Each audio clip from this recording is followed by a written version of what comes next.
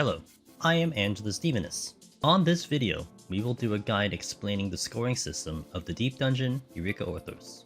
This will be an objective view on what is involved in the intricate scoring system of Deep Dungeon that is calculated for the official leaderboards on the Final Fantasy XIV Lodestone website. As a note, this information can and will apply to Palace of the Dead and Heaven on High as well. I'll give some general tips on strategies you can do, but I highly suggest visiting our community Discord at discord.gg/ffxiv solo for more details and the real-time discussions on the topic. Eureka Orthos looks to be the Deep Dungeon more people than ever are clearing, especially solo.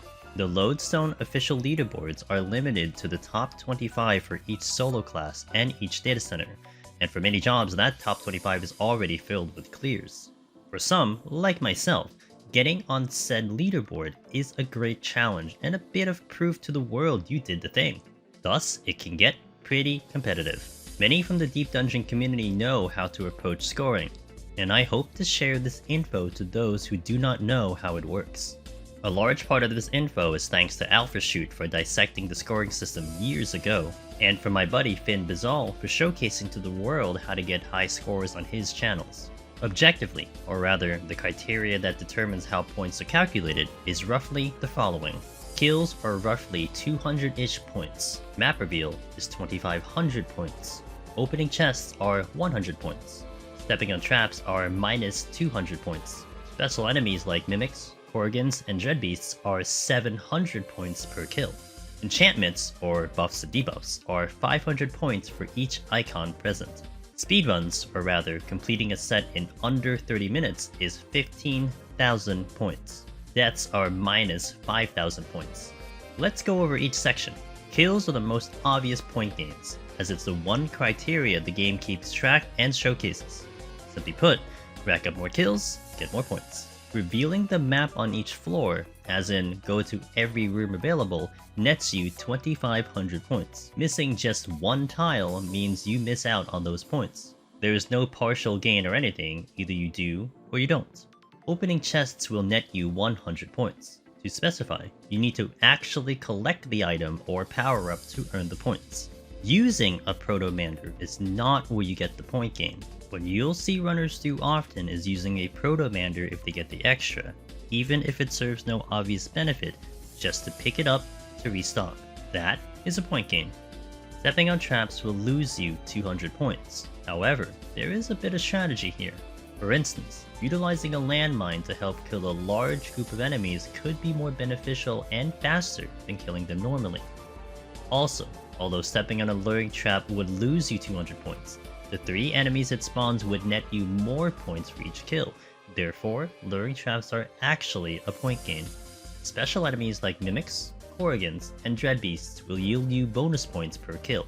That horrific mimic treasure room that haunts your dreams? That's a massive point gain assuming you wipe the room. Afraid of spawning mimics opening a chest?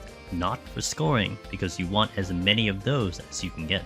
Enchantments, or what you're probably calling buffs and debuffs, will net you 500 points per icon, for a maximum of 1500 points if you leave all 3 up on a floor.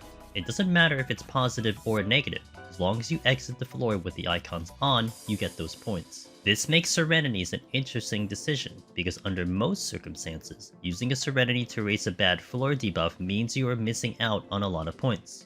Of course, dying means you lose way more, but that's up to the gamer to choose wisely. Speedrunning is one of the bigger and tougher sections. Getting a duty complete in less than 30 minutes, or in other words, with more than 30 minutes on the duty timer clock, gets you the biggest point value at 15,000 points, which using quick math is roughly 75-ish kills. So, it sometimes becomes a dilemma of speedrunning versus kills, and probably the bigger of the skill checks for pushing a higher score value. The best case scenario is to kill everything available, plus do it under 30 minutes. But the higher floor sets you go up, you need to make a choice if the speedrun bonus is worth it, or if farming kills is the better choice if you cannot accomplish both. Lastly, dying is the biggest point loss, as it should be, at roughly minus 5,000 points.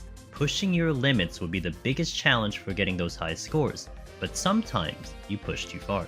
Scoring runs, in a nutshell, will be the literal definition of risk and reward. Remember, you do have to clear to register a competitive score to begin with. In conclusion, I personally feel scoring in specifically Eureka Orthos may become a challenge more people might engage in, and I hope this video will help clarify what you need to look for if it is important for you to show up on the Lodestone official leaderboards.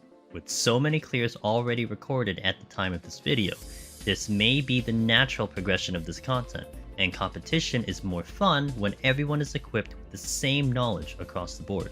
I didn't go in depth on strategies and optimizing how to go about getting those high scores, but I do encourage everyone to join my Discord at discord.gg/FFXIV Solo and join in the discussions, or just lurk and read what those sweaty gamers are doing.